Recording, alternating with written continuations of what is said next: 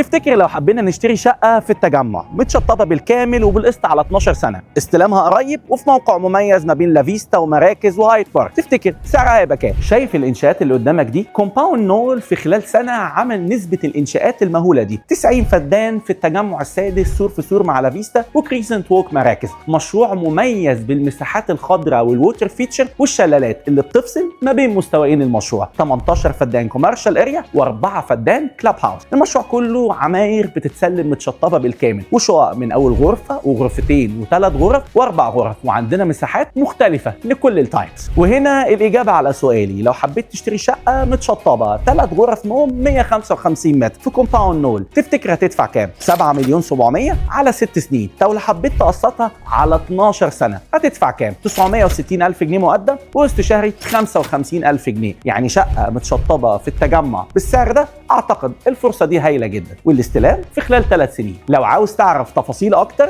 كلمني على رقمي او ابعت لي على صفحتي عشان تكون معانا في الفرصه القويه دي.